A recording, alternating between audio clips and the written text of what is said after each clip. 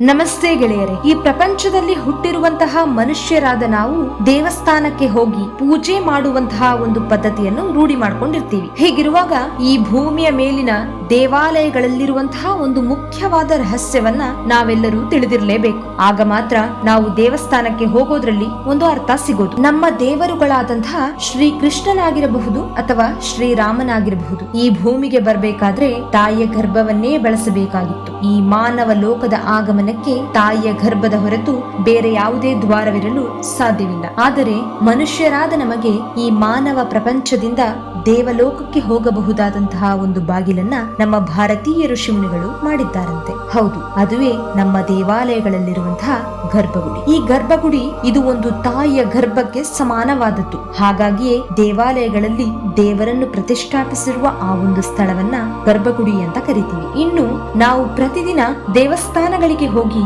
ಅಲ್ಲಿನ ಗರ್ಭಗುಡಿಯಲ್ಲಿ 15ರಿಂದ 20 ನಿಮಿಷಗಳ ಕಾಲ ಪ್ರತಿದಿನ ಧ್ಯಾನಿಸುವ ಮೂಲಕ ನಮ್ಮ ದೇಹದಲ್ಲಿನ ಆತ್ಮವು ಭೂಲೋಕದಿಂದ ಪರಲೋಕಕ್ಕೆ ಹೋಗುವ ಬಾಗಿಲು ತೆರೆಯುತ್ತದೆ ಎಂದು ಕಾಲಜ್ಞಾನಿಗಳು ತಿಳಿಸಿರ್ತಾರೆ. ಇದು ಒಮ್ಮೆಲೆ ಆಗದಿದ್ದರೂ ಪ್ರತಿದಿನ ಅಭ್ಯಾಸ ಮಾಡುವ ಮೂಲಕ ಇದನ್ನು ಸಾಧಿಸಬಹುದು ಅಂತ ಭಾರತೀಯ ಋಷಿಮುನಿಗಳು ತಿಳಿಸಿರ್ತಾರೆ. ಇಂತಹ ಅಪೂರ್ವ ಶಕ್ತಿಯನ್ನು ಹೊಂದಿರುವಂತಹ ನಮ್ಮ ದೇವಾಲಯಗಳ ಮಹಿಮೆಯನ್ನು ಅರಿತು ಸದುಪಯೋಗವನ್ನ ಪಡೆದುಕೊಳ್ಳೋಣ. ಆದರೆ ಇತ್ತೀಚಿನ ದಿನಗಳಲ್ಲಿ ನೋಡಿದ್ರೆ ನಮ್ಮ ಸುತ್ತಲೂ ಇರುವಂತಹ ಪ್ರಸಿದ್ಧಿ ಹೊಂದಿರತಕ್ಕಂತಹ ದೇವಸ್ಥಾನಗಳಿಗೆ ಹೋದ್ರೆ 1 ನಿಮಿಷ ಕೂಡ ನಮ್ಮನ್ನ ಗರ್ಭಗುಡಿಯ ಪ್ರವೇಶಕ್ಕೆ ಬಿಡೋದಿಲ್ಲ. ದರ್ಶನ ಮುಗಿದ 1 ಸೆಕೆಂಡ್ ನಲ್ಲೇ ಅಲ್ಲಿ ನಿಲ್ಲಿಕ್ಕೆ ಕೂಡ ಅವಕಾಶ ಸಿಗೋದಿಲ್ಲ. ದುಡ್ಡು ಕೊಟ್ರೆ ಸ್ಪೆಷಲ್ ಕ್ಯೂ ನಲ್ಲಿ ಬಿಡ್ತೀವಿ, ಬೇಗ ದರ್ಶನ ಸಿಗುತ್ತೆ ಅಂತ ಹೇಳಿ ದುಡ್ಡನ್ನ ವಸೂಲಿ ಮಾಡ್ತಾರೆ. ಇದೊಂದು ಬಹುದೊಡ್ಡ ವ್ಯಾಪಾರವಾಗಿ ನಡೀತಿದೆ. ಆದರೆ ನಾವು ನಮ್ಮ ಕುಲದೈವ ದೇವಸ್ಥಾನಗಳಲ್ಲಿ ಗರ್ಭಗುಡಿಯ ಪ್ರವೇಶ ಪಡೆಯುವ ಮೂಲಕ ಶ್ರದ್ಧೆ ಭಕ್ತಿಯಿಂದ ಧ್ಯಾನಿಸಬಹುದು. ಇಂತಹ ಅನೇಕ ಇಂಟ್ರೆಸ್ಟಿಂಗ್ ವಿಷಯಗಳನ್ನ ತಿಳ್ಕೊಳ್ಬೇಕಾದ್ರೆ ನಮ್ಮ ಈ ಚಾನೆಲ್ಗೆ